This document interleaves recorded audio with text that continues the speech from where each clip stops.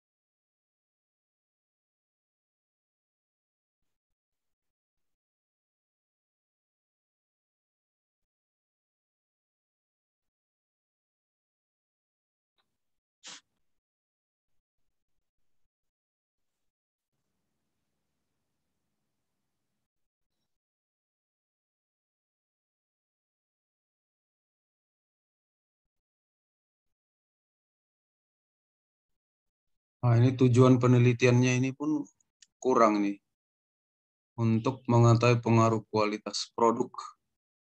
Satu lagi tadi harga ya. Ya, oh ya, ini satu lagi untuk mengetahui. Ini digabung saja dan untuk mengetahui pengaruh harga. Ini kenapa pula dipecah-pecah?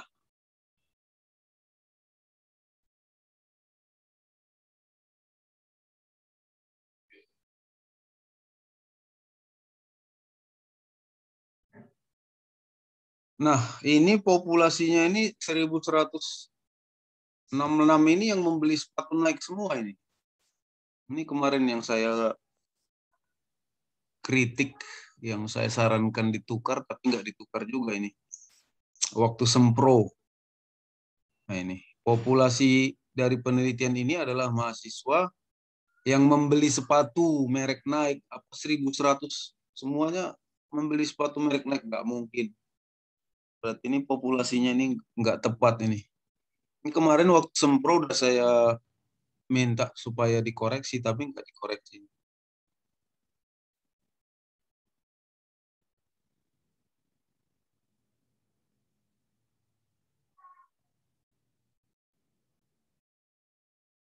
Kemudian di sini disebutkan juga lah teknik pengumpulan sampel, teknik penarikan sampelnya buatlah di sini, belum ada dibuat ini. Pakai sistem cara apa gitu. Oh ini dia, udah ada. simple random sampling, maaf ya, udah simple random sampling.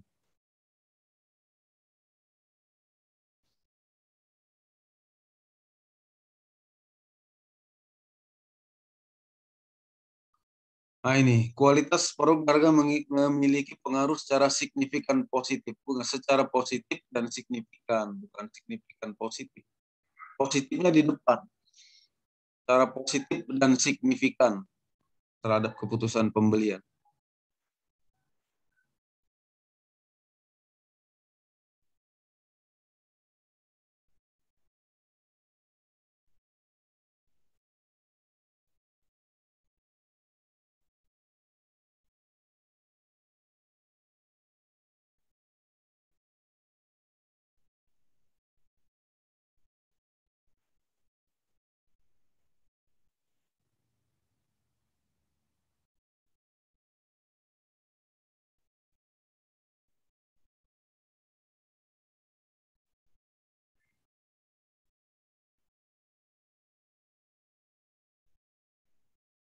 Nah, penulisan penomoran tabel nggak ikut nomor babnya ya, tabel 1. Nah, kemudian sumber ini buat tahunnya. Kapan ini kamu kutip? Tahunnya saja kalau di sini. Tapi kalau di daftar pustaka ikut tanggalnya. Jadi ini juga dikoreksi juga ini. Tabel 1-1-nya.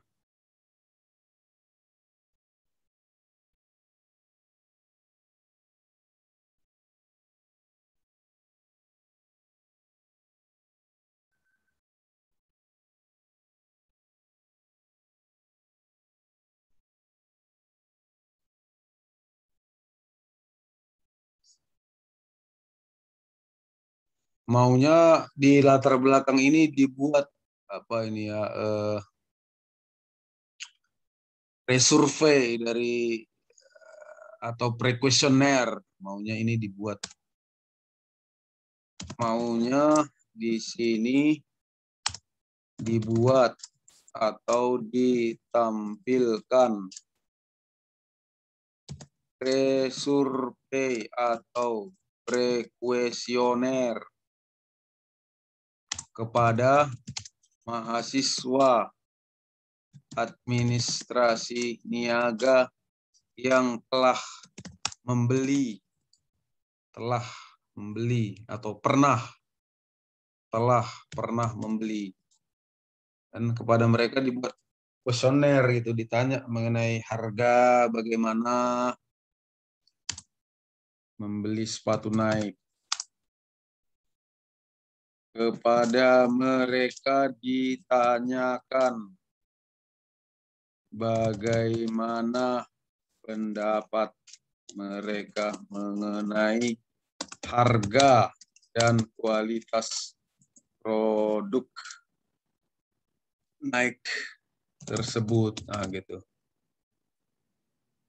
Maunya di sini, di latar belakang ya. Latar belakang. Jadi ada pre-survey-nya atau pre-questionnaire. Nah, ini. Maunya dibuat ini. Ini kemarin pun sepertinya sudah saya lakukan juga ini. Tapi nggak ada diperbaiki.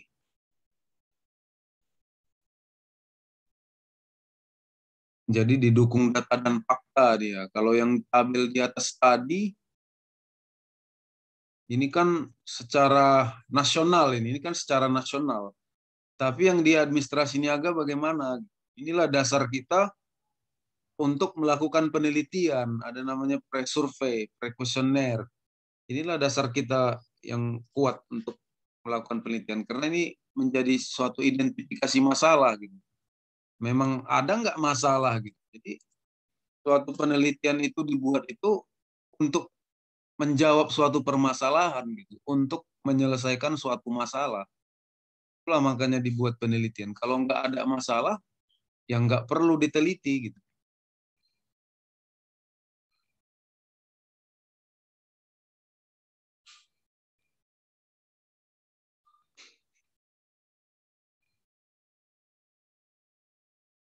Nah, ini rumusan masalahnya dipecah lah jadi dua. Ini kok, dan adakah rumusan masalah kok digabung? Dua masalah digabung jadi satu. Jadi gimana ini? Ini nggak pernah saya jumpain. Ya, seperti ini. Dua masalah digabung. Nah, salah satu yang selalu menjadi tidak pernah diperhatikan di jurusan kita ini, administrasi niaga, adalah mengenai batasan masalah. Waktu penelitian atau periode pengamatan, ini yang jelas dia sudah jelas dibatasi dia. Waktu penelitian atau periode pengamatan. Nah, jadi hasil daripada penelitianmu ini hanya berlaku selama periode pengamatan ini. Nah, kan ada penelitian selama 3 bulan, ada selama setahun, ada 10 tahun, dan ada juga 50 tahun. Gitu. Misalnya keadaan inflasi di Indonesia selama 50 tahun, atau pertumbuhan ekonomi Indonesia selama 50 tahun. Nah, itu dia udah pembatasan masalahnya atau periode pengamatannya cukup lama. Kalau ini kan hanya 3 bulan ya. Nah, jadi harus dibatasi di sini. Waktu penelitian periode atau periode pengamatan penelitian ini adalah selama hanya 3 bulan saja. Nah, itu yang jelas sudah dibatasi di situ ya. Jadi bukan untuk berapa tahun terakhir begitu kan. Itu kan udah jelas dia suatu pembatasan. Kemudian satu lagi bisa juga jadi pembatasan ini hanya pada mahasiswa yang membeli sepatu gitu. Nah, ini perlu juga. Hanya dibatasi hanya kepada respondennya mahasiswa yang pernah membeli sepatu. Nah, jadi nggak semua jadi populasi gitu.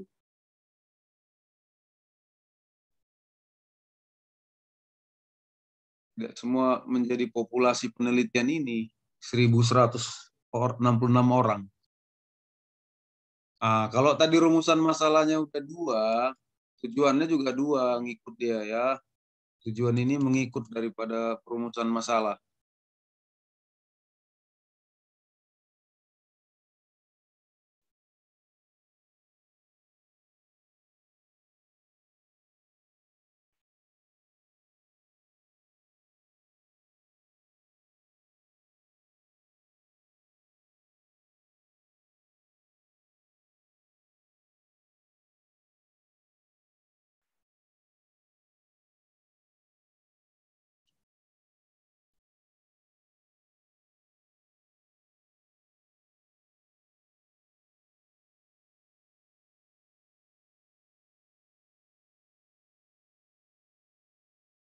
Ini penomoran tabel.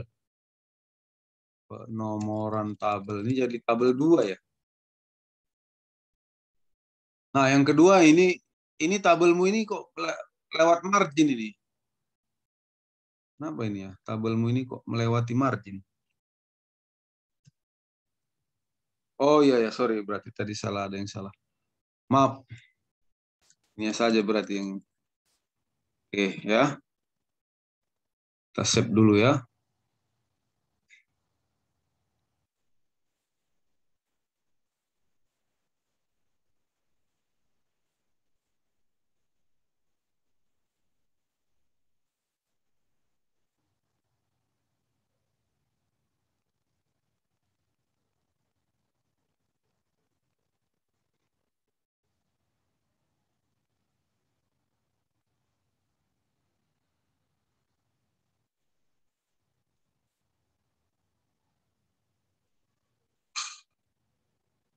Nah, dari penelitian terdahulu ini apa perbedaannya gitu? Apa perbedaan penelitian ini dengan penelitian terdahulu? Kalau sama ya berarti plagiat. Kalau sama berarti dia plagiat, nyontek. Nah, gitu. Apa perbedaan penelitian ini dengan penelitian terdahulu?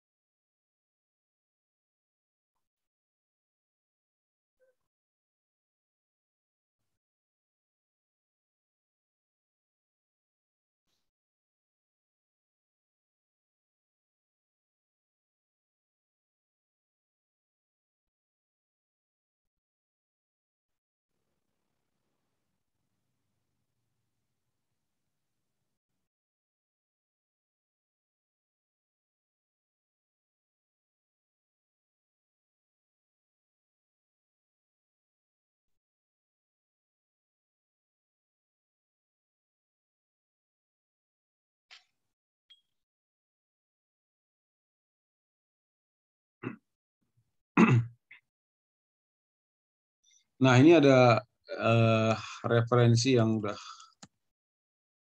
outdate ya, Luarsa, Morrison 2010.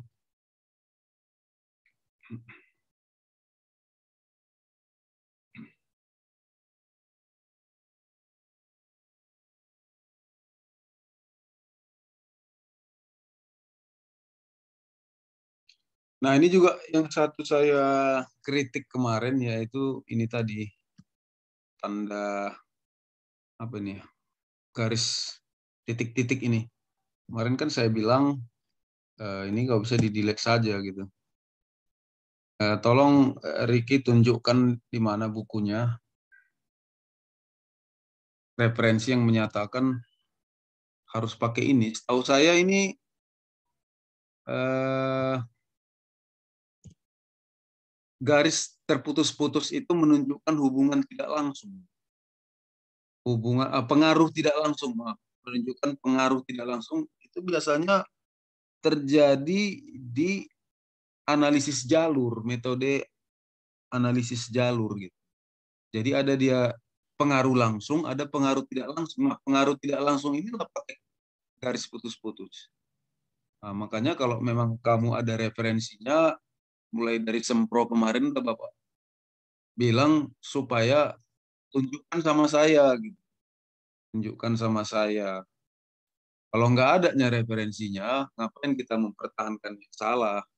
Kan lebih bagus dihapus saja begitu. Ya. Kemudian ini lagi penomoran gambar, nggak ikut babnya penomoran gambar. Ah ini dia simultan. Nah ini coba tunjukkan sama saya begitu. Untuk menunjukkan simultan itu memang di garis putus-putus. Ada nggak referensinya? Gitu. Setahu saya kalau uji regresi linear berganda, otomatis itu ada simultannya yang ditunjukkan oleh uji F. Nah, jadi nggak usah pun kamu buat di sini, otomatis dia keluar sendiri kalau kamu masukkan ke input ke SPSS, dia akan keluar sendiri uji simultannya, uji F. Nah, ya, jadi tolong tunjukkan nama saya, buku referensinya yang mendukung ini, simultan garis putus-putus ini menunjukkan simultan. Tolong tunjukkan buku referensinya.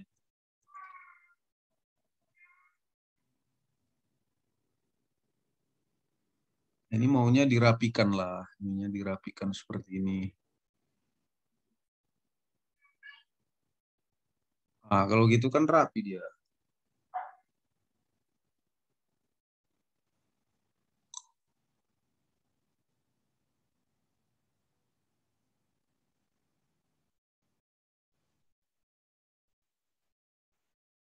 Sebenarnya kalau hipotesis ini kita belum berani lah mengatakan positif tidaknya kalau masih hipotesis. Ada tidaknya pengaruh aja itu yang bisa kita tampilkan sih. Kualitas produk tidak berpengaruh. Nah, gitu aja itu dia. Hipotesis nolnya, ya, hipotesis nolnya. Kualitas produk berpengaruh. Soal dia positif atau negatifnya itu nanti setelah diregres baru ketahuan. Nah gitu, setelah diregres baru ketahuan. Jadi nggak usah dibuat ini positifnya. Ada pengaruh atau enggak ada, itu saja. Berpengaruh atau tidak. Nah, begitu.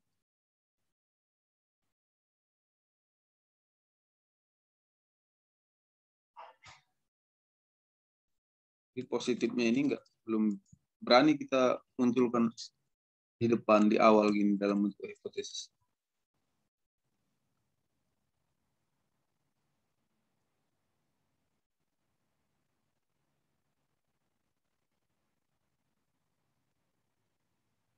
Nah ini dia, periode pengamatanmu berarti Juli hanya 2 bulan saja.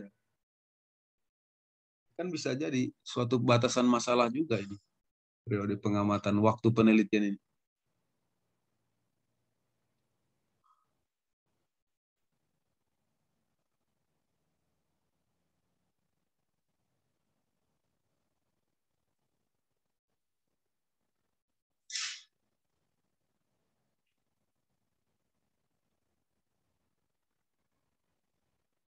Nah ini yang saya kritik kemarin. Populasi yang digunakan adalah mahasiswa jurusan administrasi niaga 1.100. Nah ini dia.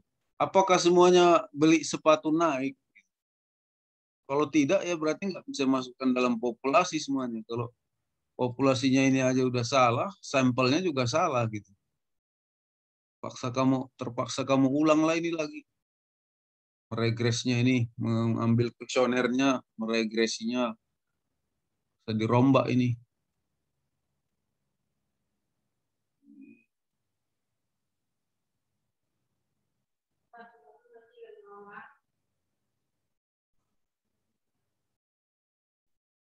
Nah, ini menjadi suatu yang harus diperbaiki juga ini. 93 orang ini udah pasti akan berubah. Kalau populasinya nanti juga dirubah.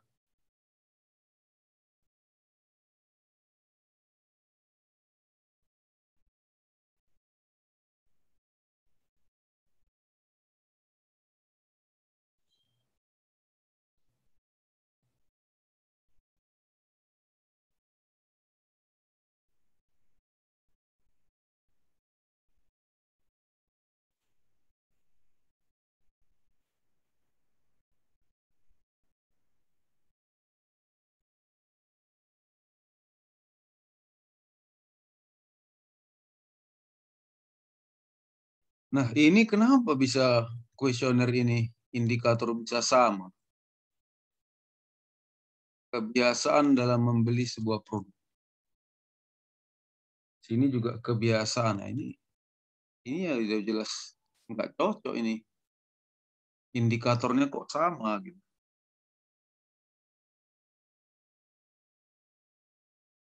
Udah kacau ini.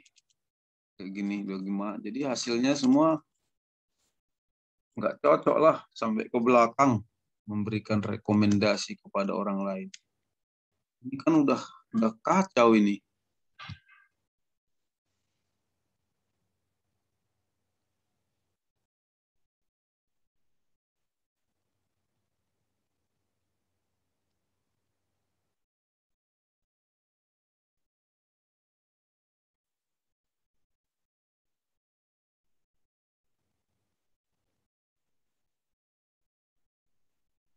Penomoran tabel.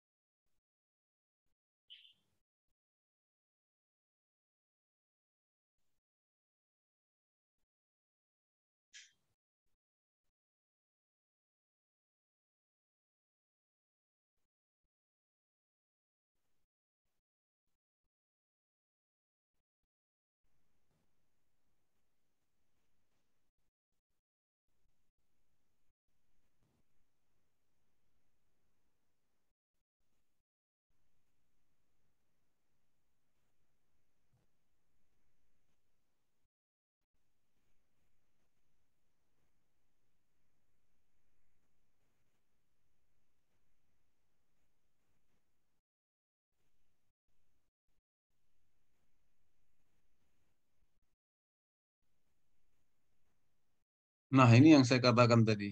Uji secara simultan ini kan muncul dengan sendirinya dia kalau menggunakan regresi linear.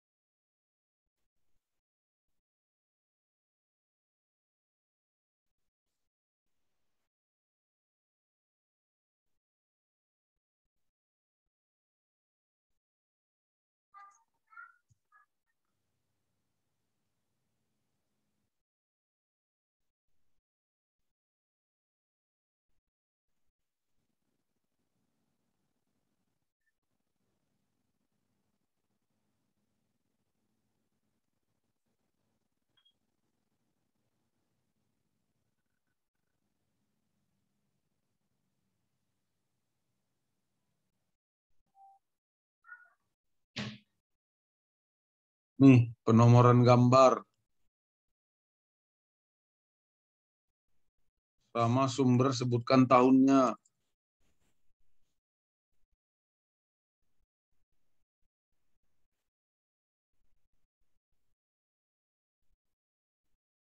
Nah, ini respondennya tadi harus dikoreksi nih.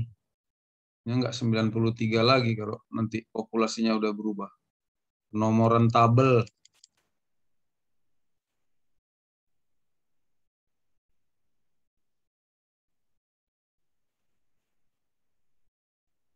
Nomoran tabel.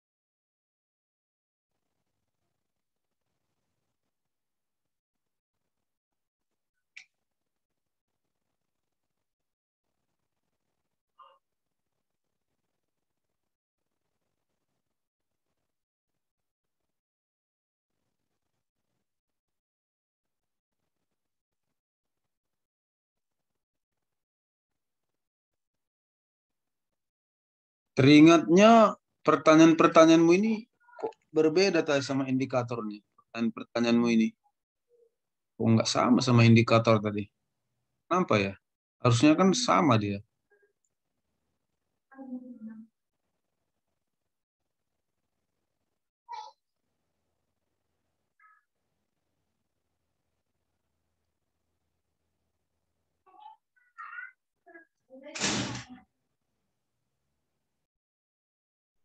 Kemudian ada juga pertanyaan-pertanyaan yang double. Misalnya sepatu merek Nike memberikan manfaat yang sesuai. Ini juga sepatu merek Nike memberikan harga yang sesuai. Nah, itu dia. Harga yang sesuai. Berulang-ulang pertanyaannya. Harga yang sesuai.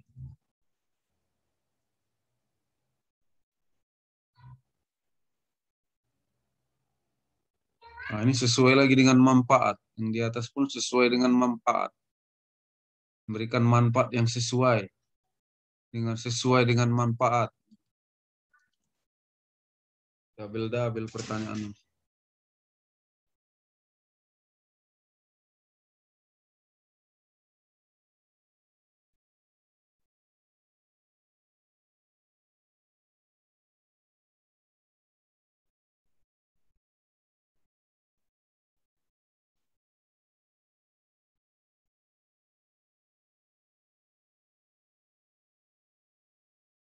Kemudian ini naik, ini huruf besar ini N-nya ya.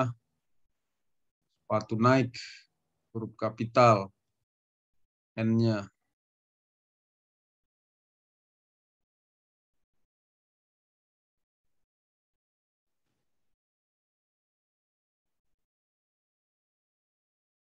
Penomoran tabel. Kemudian ini tabelnya kenapa nggak pakai garis ini? Sementara di atas semua pakai garis. Line, ini nggak pakai garis. Kenapa ya? Berbeda. Nah, ini juga nggak pakai garis.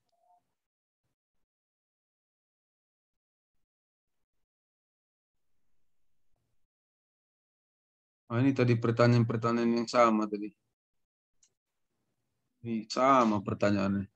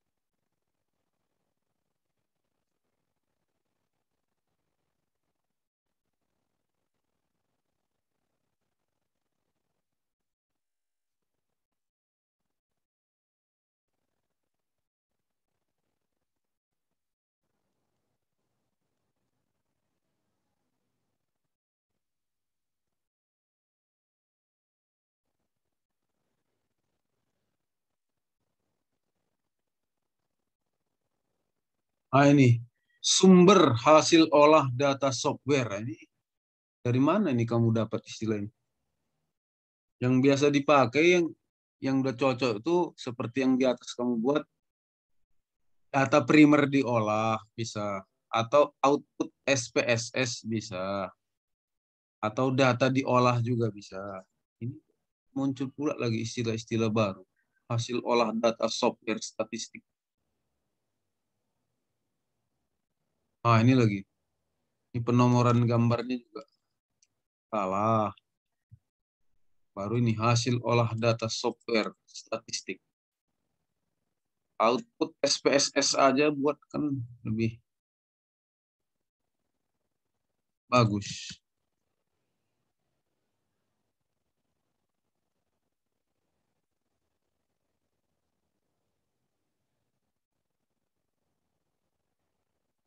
Ini penomoran tabel. Perbaiki.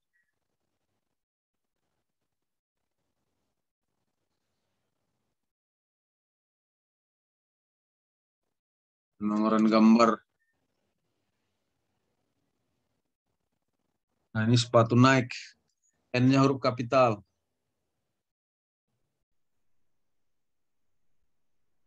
Tabel 412. Perbaiki.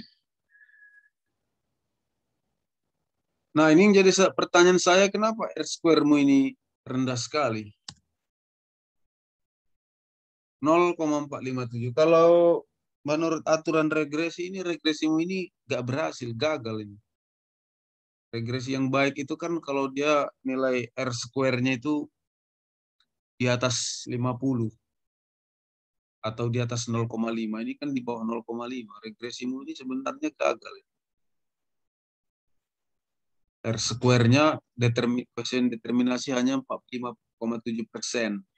Nah ini kan gagal ini regresinya. Harus di atas 50 dia ya. Sebab keputusan pembelian dipengaruhi oleh variabel-variabel lainnya di luar penelitian ini. Lebih besar variabel yang di luar penelitian, berarti kan penelitiannya nggak reliable gitu, nggak bisa diandalkan begitu. Ini lagi penomoran tabel.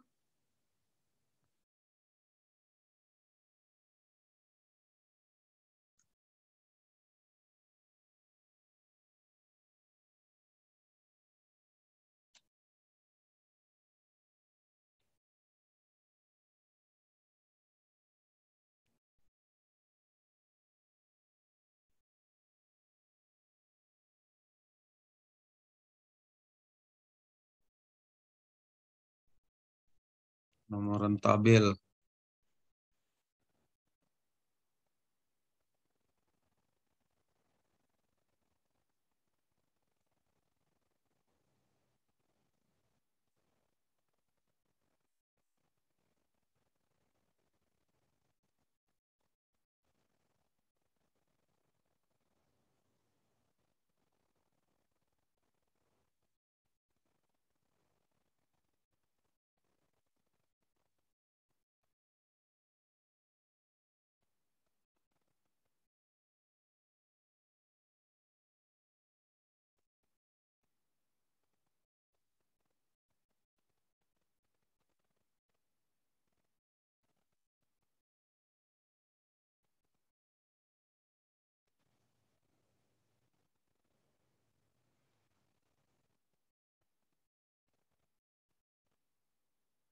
Nah, ini sampel ya, ini sampel kurang L-nya.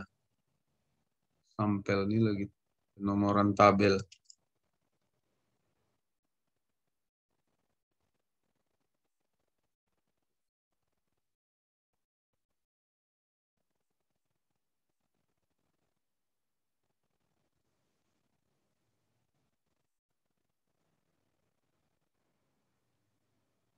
Sepatu naik, huruf N-nya huruf besar.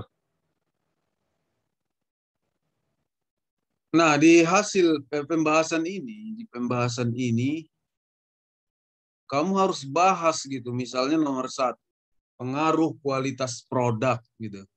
Kualitas produk terhadap keputusan pembelian. Kamu harus bahas ini. Gitu. Ini kan kamu hanya mengatakan hasil olah data ini. Kemudian hasil penelitian ini sejalan. Tapi di bawah ini nggak ada kamu bahas. Misalnya mengenai kualitas produk. Kita cari apa variabel indikatornya gitu. Itu aja dibahas. Kualitas produk ya. Kualitas produk. Kualitas produk. Nah, ini tadi. Kualitas produk itu apa? Itu yang kita bahas variabelnya. Memiliki bahan yang berkualitas, tidak mudah rusak, sangat rapi dan nyaman. Memiliki bahan yang berkualitas, tidak mudah rusak, sangat rapi dan nyaman. Nah, itu aja dibahas gitu. Bahan yang berkualitas. Nah, di sini. Sepatu merek Nike memiliki bahan yang berkualitas. Nah, ini bahas gitu. Kualitas yang bagaimana begitu kan? Kemudian tidak cepat sepatu naik, tidak cepat rusak, dibahas gitu. Pertahanan bahannya begini, begini, begini, begini, begini. Baru sepatu naik sangat nyaman, misalnya.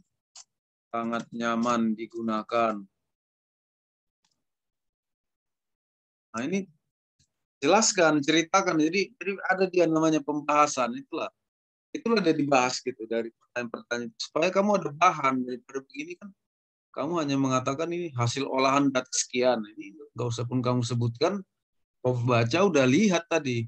Oh, memang sekian signifikannya gitu ya. Kemudian hasil ini sesuai dengan sejalan dengan penelitian. Nah, ini cocok lah di sini. Tapi ya kamu harus menjelaskan kualitas produk naik itu gimana. Kasih sedikit penjelasan begitu. Itulah dia namanya pembahasan. Nah, kalau di harga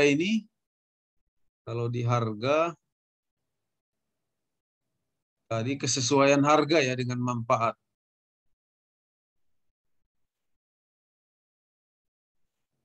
Misalnya kesesuaian harga dengan berapa sih sebenarnya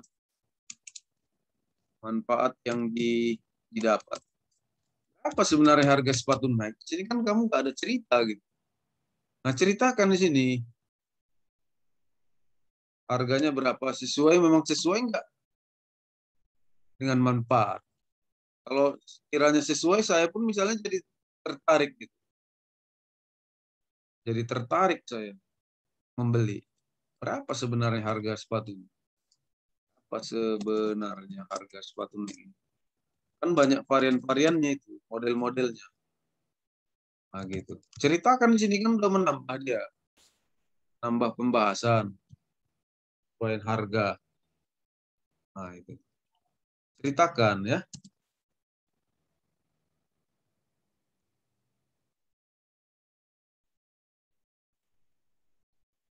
Berapa sebenarnya harga sepatu ini? Itu kamu ceritakan udah panjang nih.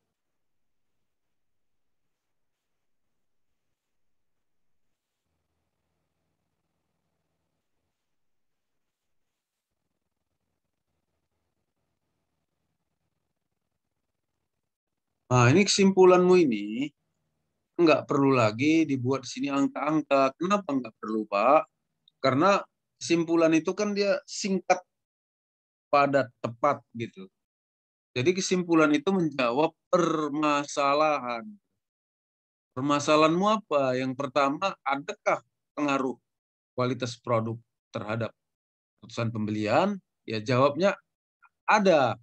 Jadi nomor satu ini, kualitas produk berpengaruh positif dan signifikan terhadap keputusan pembelian. Titik. Nomor dua, harga berpengaruh terhadap keputusan pembelian. Titik. Cukup itu saja simpulannya. Nggak usah panjang-panjang gini, angka-angka ini sudah ada di bab 4. Gitu. Ngapain lagi berulang-ulang? Nah, begitu. Nah, hasil uji F sama nilai R ini tidak diminta tadi di permasalahan. Jadi sebenarnya tidak perlu begitu dibuat kesimpulan. Nah, kemudian saranmu ini lagi. Saranmu ini kamu sarankan lagi hasil penelitian menunjukkan. Saya pikir nggak perlu lagi lah hasil penelitian. Udah ada hasil itu, ya udah ada tadi di bab 4. Nah, tapi kalau hendaknya perusahaan mempertahankan, boleh terus berusaha meningkatkan kualitasnya sehingga bisa mempertahankan pangsa pasarnya, boleh. Nggak usah lagi cerita hasil penelitian. Kemudian yang lucunya lagi saran yang kedua bagi peneliti selanjutnya. Nah, ini saya rasa nggak perlu lah disarankan bagi peneliti selanjutnya. Karena itu bukan bukan tujuan penelitian kita tadi, nggak ada arahnya ke penelitian selanjutnya begitu. Jadi agak aneh juga kalau ada saran seperti ini. Nah, itu.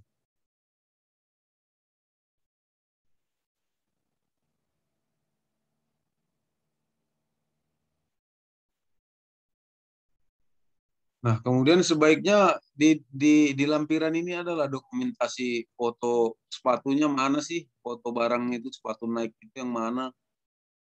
Ada berapa varian-varian sih merek jenis-jenisnya? Variasi produknya saya aja belum tahu gitu. Pembaca belum tahu ini. Kemudian sepatu Nike yang sport misalnya harganya berapa? Ini kan nggak ada informasi. Padahal sini cerita kualitas produk dan harga, tapi nggak ada, sedikit sekali dokumentasinya gitu. Nggak ada pun dokumentasi mengenai sepatu dan berapa harganya. Berarti sini harus katalog lah, ini tampilkan juga di sini katalog sepatu Nike inilah juga harus ditampilkan di sini ya. Kalau yang tabel-tabel ini nggak perlu kali, ini tabel uji F ini nggak begitu dibutuhkan.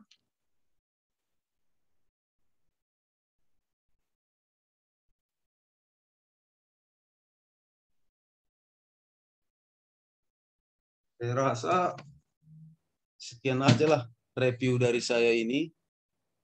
Saya ucapkan terima kasih. Salam sejahtera kita semua.